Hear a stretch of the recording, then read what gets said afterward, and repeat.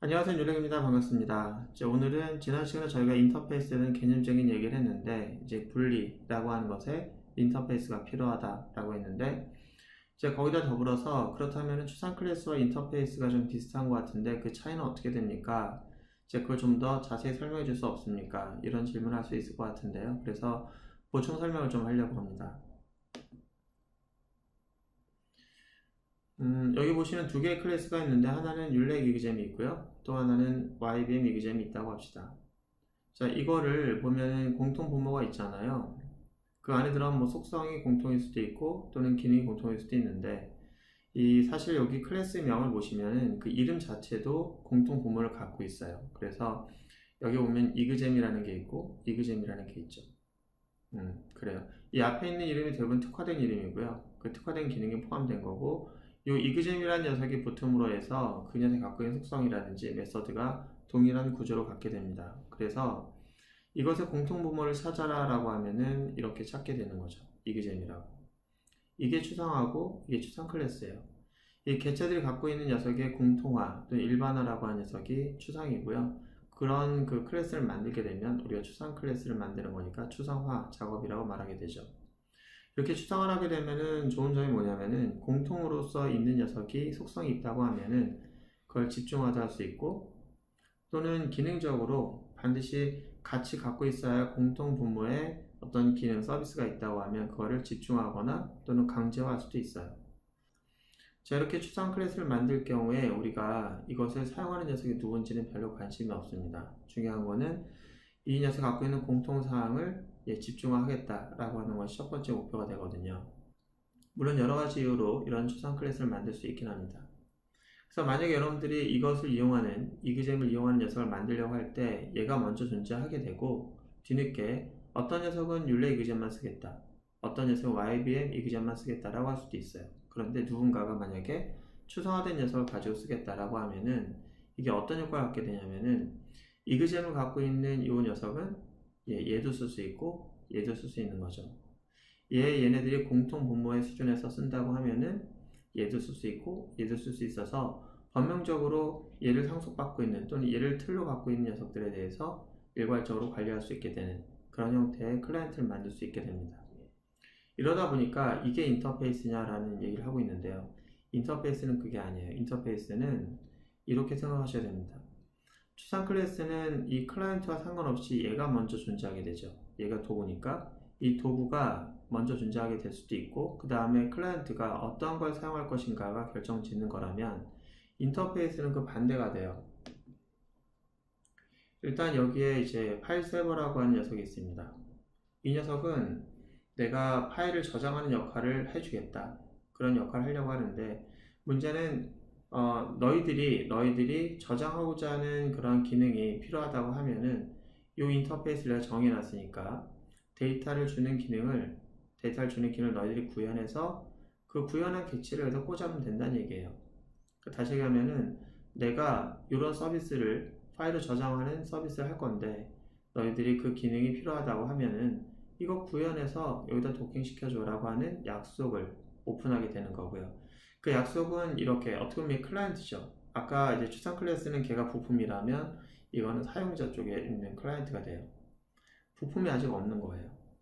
자, 그럼 내가 이제 어떤 클래스를 만들고 있습니다. 근데 그 녀석이 이그잼일 수도 있고 파일일 수도 있고 렉탱글일 수도 있어요. 얘네들은 아무런 공통 관계가 없습니다. 아무런 공통 관계가 없고 다만 이 녀석을 내가 서비스를 받고 싶다. 다만 이 기능이 이제 필요하다. 여기다가 얘가 인터페이스 정해놓고 있는 이것만 이제 서비스로 만들어 놓으면 얘가 다 알아서 해준다고 하니까 그래? 그럼 내가 한번 해볼까? 그래서 이 녀석을 이제 구현하겠다고 하는 거죠.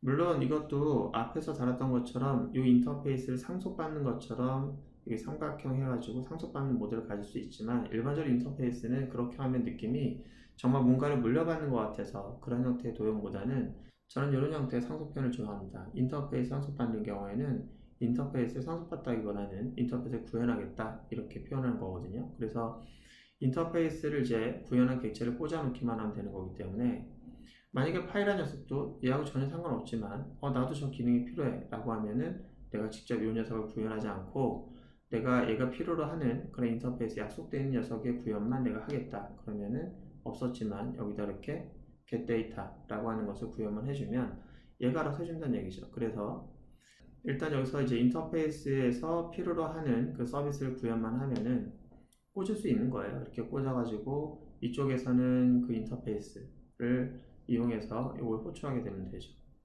그 안에서 데이터를 어떤 걸 줄 것인가는 얘가 결정할 일이고요. 마찬가지로 얘를 또 이제 교체할 수도 있는 거죠. 이렇게 하면 이제 파일이 대상이 되는 거죠.